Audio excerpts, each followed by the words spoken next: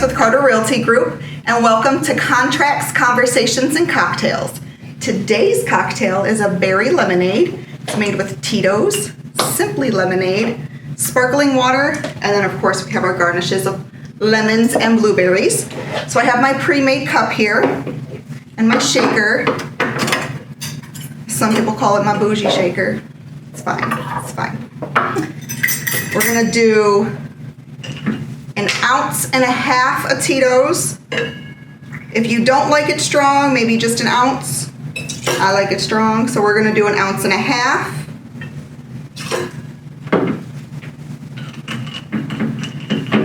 We're gonna do 1 ounce of sparkling water. For those of you who don't know, 1 ounce is a shot.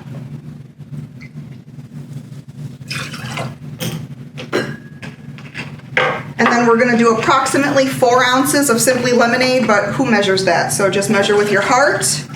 Looks about right. Now be careful when you shake this one up because it does have the sparkling water in it, so you don't want it to explode. I know from personal experience, so just go gentle. And then we'll pour it into the glass. Cheers, guys. Hey, welcome back to Contracts, Conversations, and Cocktails. Again, we have a berry lemonade. It's very fresh for spring and summertime. I'm Jessica Briggs with Carter Realty Group. And today we're going to be talking about... Today we're going to be talking about whether it's beneficial to pay for a wedding or pay for a house. I'm super excited about this. I am Kimberly Marie, your homegirl, and this is Trish. I could not wait to get her on here. So what's the topic again, Jess? We're excited. It is about home versus wedding and which one is more beneficial for you. At least we'll break it down in professional terms. You make the decision, but... Absolutely. So I'm going to kick it off. I'm all about the home. I'm team home. I'm team home. I'm team home. I'm team home now, but I was team wedding first. So. Tell us about that. So I went ahead and had the big dream wedding before we purchased our home. And now that we're past the wedding, I definitely would say I'm team home first. So I know for me, I had the big wedding, and then a year later we bought the home. So I guess I kind of did both. I guess, yeah. But the pros to purchasing a home first, in my point of view, is you're building equity. It's not a one night full of cash and then the money's gone. Mm-hmm. You have a place to physically call your own, and it's not a rented place versus a huge landish wedding that's going to cost you $20, $30, $40, $50, $60,000, and you could have put 30% down on your home again. Well, so the cool thing is that I actually had a wedding and got a home in the same year, and I decided to downsize That's the wedding. You did your wedding the right way. Absolutely, downsize my wedding to get that gorgeous home. And the reason why I wanted to bring Shoshana on there, because every woman wants that gorgeous home, but then they want it to be decorated to the T, and that costs money. Yeah. So if you hire a what's your term? Interior designer? Mm-hmm. Okay. So tell the women, if they were choosing to go to a wedding versus a home, just about a rough number, if they want that dream home and then decorate it, what should that number look like for them? The dream home, it depends on what your dream home consists of, because a lot of people have different dream homes. So some people dream home isn't a mini mansion. It could just be a small, quaint ranch home.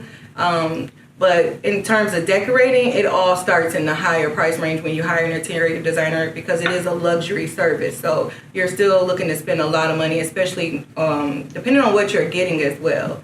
And with weddings, you can even try to do a small wedding, but it's still going to, eventually become something kind of expensive. It's just how much do you really want to spend? Absolutely. So when you say a luxury service, are we speaking, if I purchase a home that's $175,000, am I still able to get an interior designer with that? Or do I need to purchase a home that's $500,000? No, it doesn't depend on, if it's a $175,000 home, it could still be a nice home. Like you said, it's all about location. But as far as an interior designer, it depends on how much you want me to do in your home. And right now, in today's day, a $175,000 home might get you something that's like maybe a little bit older. So then you do want an interior designer to come in and sometimes update it, modernize it. So that's where the money is going to start coming in at. So it can get really, really expensive really, really fast.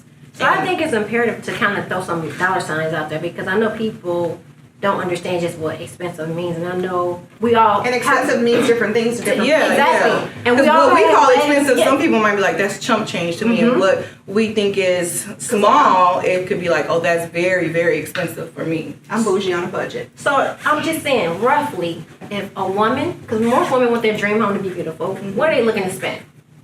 Their husband looking to spend. Because we need them. So it all's going to come to play with size of the home. So what kind of home are you talking? Because it's always different. That's why I don't give people set prices, because everything is different. Let's just use a ballpark. Let's just say You want to say like a home like yours, Kim? Because a lot of people will consider your home a dream home because it's fairly big.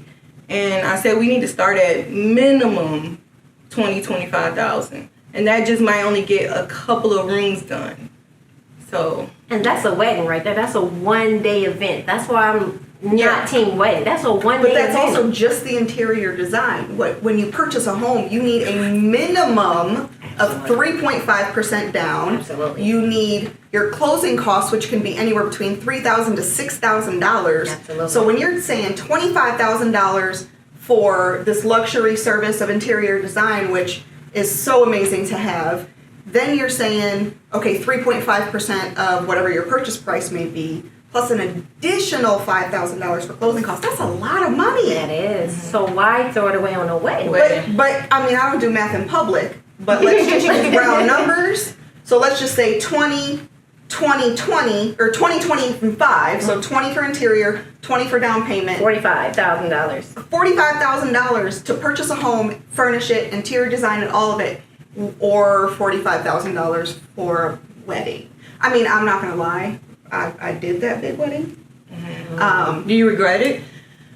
No, Okay. only because I'm very good, and people who are very good with budgeting and financing, we were still able to do both. That's why I like to say I'm bougie on a budget. But not everybody's like that. Right. So in my case, no, I don't regret it. Well, I take that back. Yeah. I regret how many people I invited, but I don't regret the extravagance of it. Okay. So that I don't regret. See, on my end, I regret the wedding, and it's not even really towards finances. It is because, like you said, it's a one-day money pit.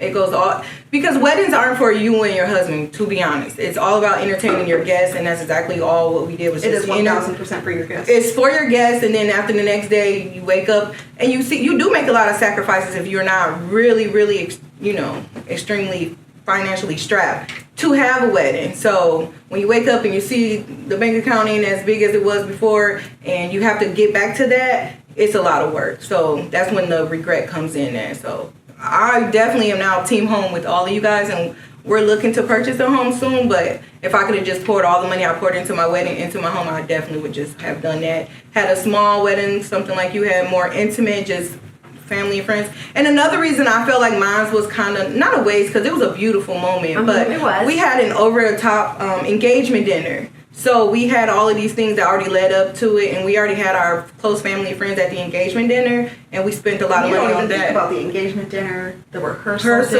dinner, the honeymoon, The dress. the dress. Just little things. And this is the thing I want to say. I want to make sure I'm clear. I am against weddings because we had a small wedding, but it still costs. It's still added up.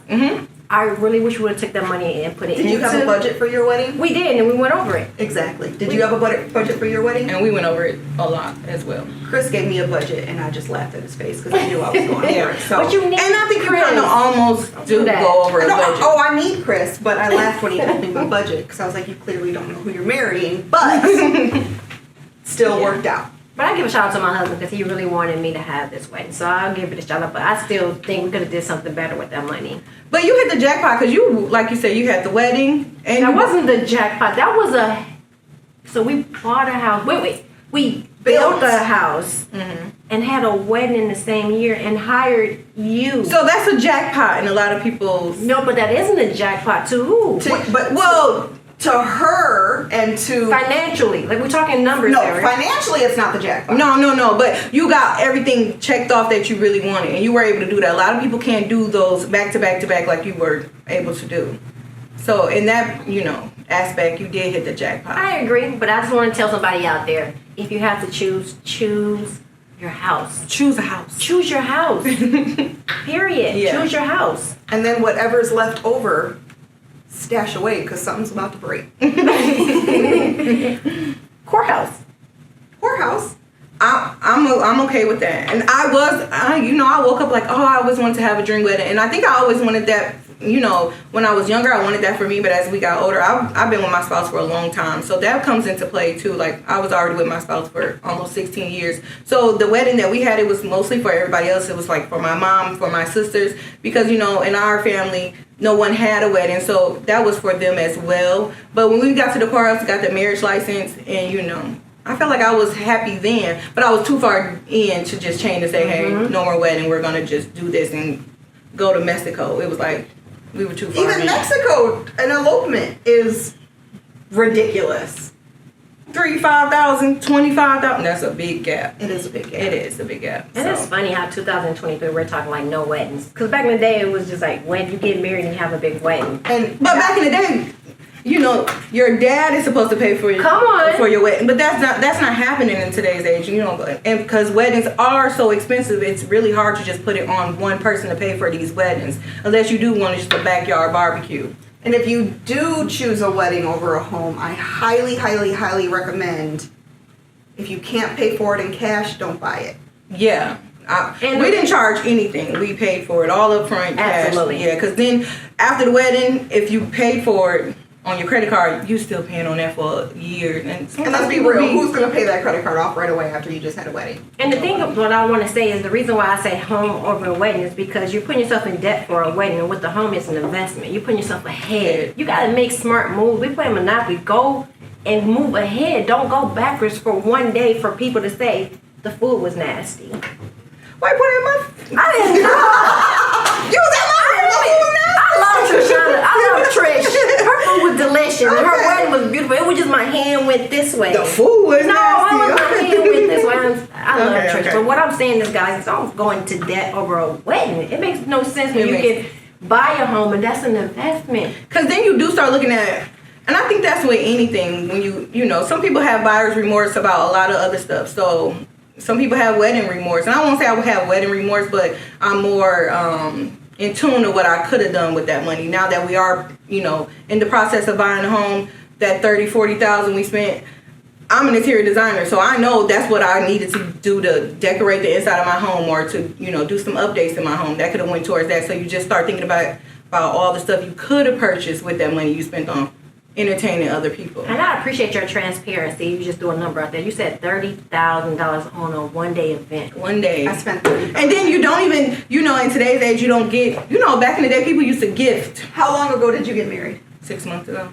Oh, in September. so like legit. And you still spent $30,000. Mm-hmm. I spent... And that's on the lower end today, because it is. People spend like hundreds of thousands. I spent around that. I can't remember the exact number, and that was 12 years ago. That's ridiculous. Could you imagine if I would have bought a house with that 12 years ago? What it would have done? What the equity would be today? You could put $30,000 on, so now your mortgage is going to be like this low because you put this big chunk down deposit on there. It's just, you got to make better choices, financial choices, and a wedding is not a good financial choice. Not for me. Not for me. Not for me. But let's flip it to what if, because you were going into people giving money for weddings, which, let's get back into that, guys. Seriously, come on. Let's give money at weddings. Come on. Yeah. Please. People are spending about $50 to $60 for a plate of food now. Not to mention the liquor. 50 to 60. It's like more so like 100 plus. And people are not gifting. And not giving at all. But that's where I was going was, so let's just say these people are saying, okay, we're going to have because again, I don't do math in public. So we're going to have 100 people at our wedding. And if 100 people give $100, I can have a down payment on a house. That's not how it works. But in all actual, great. If you know 100 people that are going to give you $100, can I have their phone numbers? Because I'm going to invite them to my next wedding if I ever get married. But so if they do that, then I would say a wedding would be okay. Because and I think that's what people used to do, because when they had the wedding, they would expect to get these huge gifts back, but now that's not happening. Exactly. Right, because people know proper etiquette gifting for weddings is to at least pay for your plate, so that way the bride and groom aren't coming out of all that money, because like you paid for your plate, and that's like the biggest thing is food at a wedding. So that's where a lot of the costs come in at. So if you're getting that right back, then it wouldn't be such a deep debt. Yeah, absolutely. Just a side note on etiquette: 1, pay for at least your plate plus some at a wedding. And when you go to somebody's house, never show up empty-handed. I don't know if that's just an Italian thing. No, I love it. But never show up to somebody's house empty-handed. I love it. You bring either some food or some wine, a case of water. Bring but that goes back to a lot of younger people aren't getting married, or so you know, or if they are attending weddings, they don't know proper wedding etiquette. So, because you know, it's not that many weddings in the younger community. So when you're younger, you're inviting your younger friends, and they come and they don't know what to bring to a wedding. So, and they don't know that you're supposed to pay for your plate. Because how many weddings have they been to? I've only been to mine and maybe one other wedding in my 34 years. Maybe that's a podcast, proper wedding etiquettes. We do need to get on that. I like that. I like that too. Heat lock, proper wedding etiquette. We got it. Mental note. Yes. I like it. So Trishana, you going to buy a house soon? You using Carter Realty Group? We are not purchasing a home here in you Illinois. see, We got agents. See, and that was another reason we had the wedding first, because I wasn't locked in on living here. So I know this isn't my forever state, so I don't want to purchase a home here, knowing I don't want to be here past next year, really. So that was another thing. Texas. So that's our goal, to move to Texas and purchase there. So You and a lot of other people. I know. I mean, I don't blame you. Yeah, I wouldn't be here if I didn't have to, but I can't keep doing this weather. No, I'm over it too. I'm over it too. Well, you locked in at your beautiful home, Kim. But not really. If it's not your forever home, so yeah. But I love it. So Kim, if you don't mind sharing numbers, because you did both all in 1 year, but you built, which is a little bit different than the traditional sale. So if you don't mind sharing, what was your offset on wedding and home, and what would you have done differently? Not had a wedding at all. Put it all into the home? Put it all into the home. But if you purchased the home and you had the luxury service of interior design, what would you have used that money on then? Because you did purchase the home. My second floor. We only did the first floor. The home. We did the first So floor. you would have had all the floors designed. Absolutely. From top to bottom. Absolutely. So what about... I'm still available for that. I know. I'm excited. I'm excited. So what about putting, would you have put more equity into the home? Would you have put more upgrades into the home?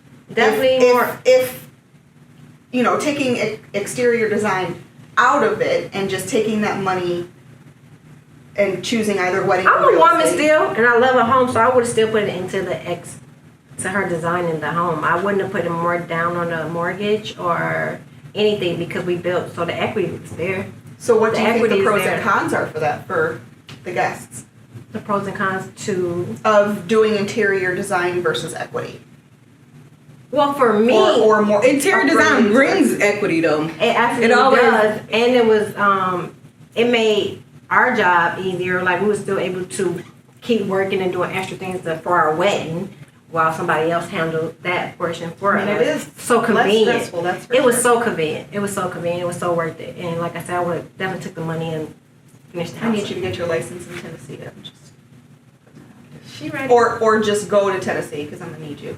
You going to Tennessee? So, ladies, do not get married. Call Trish. Get married. You don't have the wedding. I didn't mean We want you to get married. I'm sorry. Get married. Get married. Don't have the wedding. But you can't project that on everybody because some people are so financially strapped they can buy the dream home, have the dream wedding, and still be financially set after that. So I don't think. We might not know a lot of people like that, but there are people who can do all three and be perfectly fine. There are. I just think because you and I did kind of the same thing. Mine was on a larger scale as far as wedding is concerned, but we still had a wedding and bought a house all kind of within that same year. But for people who don't have that option, absolutely, bye. And I feel like this comes with knowledge because knowledge is power, but it also comes a little bit with, I don't know, maybe a little bit of seasoned in our age of knowing the value of a dollar and knowing kind of, pros and cons of spending money on certain things versus other things. Mm-hmm. But clearly everybody on this panel is pro house.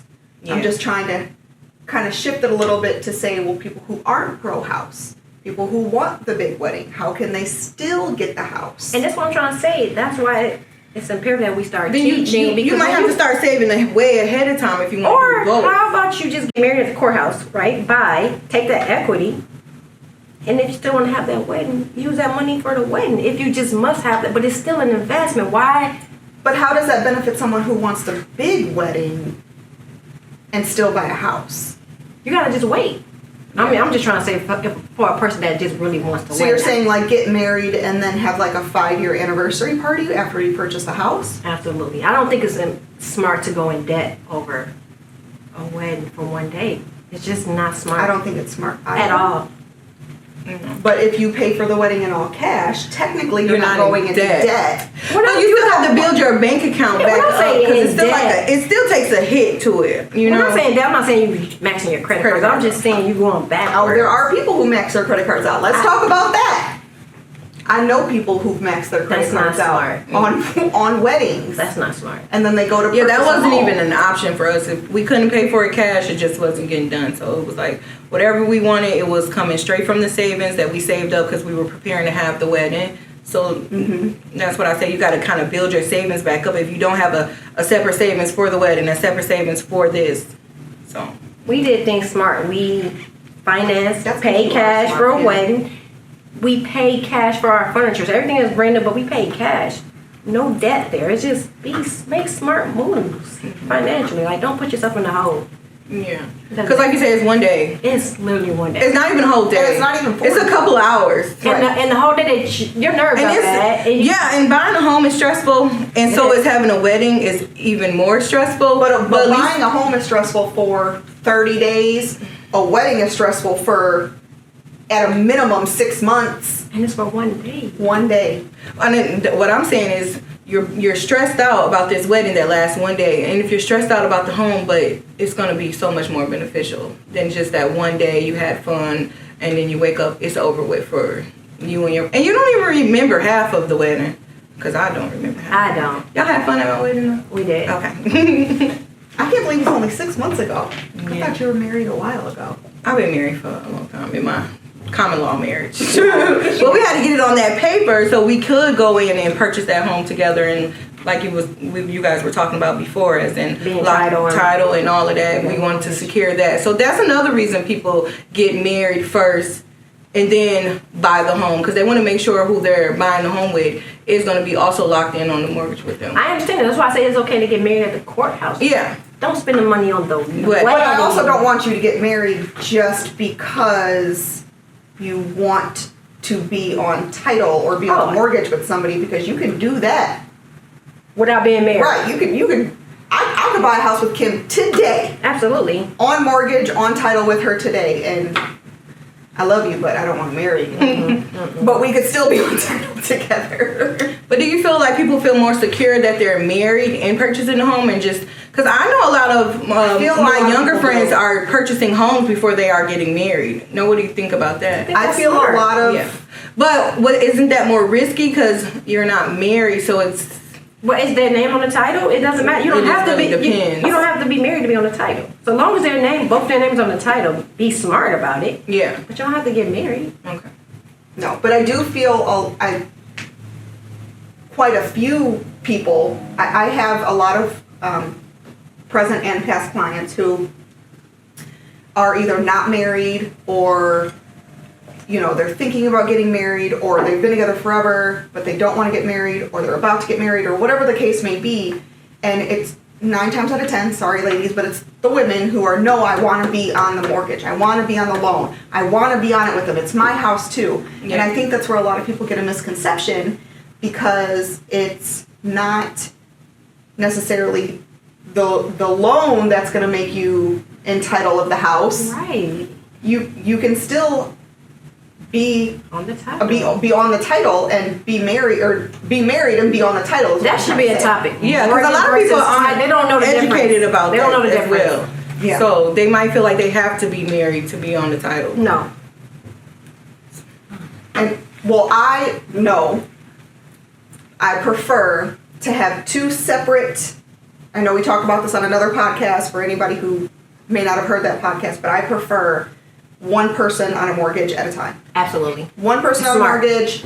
Let the other person have that ability if you guys want to invest. Absolutely. If you want to possibly move out of state, but you can't sell this one yet. So you have that other opportunity to have that person purchase a mortgage and still do the first time 3.5% to 5% down versus the 15 to 20% down. Absolutely. So that's kind of the benefits too of buying a house, but also not getting on the mortgage because you want to be on the mortgage because you're married. Right. So to recap, everybody, we're pretty much just saying a wedding can put you in debt. Buying a home can put you in debt. It can put good debt though. Good. It can put you ahead. It could be correct, but it's still debt. But we're saying one is bad, one is good. Yes. Yes. So in conclusion, we're all agreeing on team home. Team home. Team home. Team home. Team home. Team home. That's it. That's it.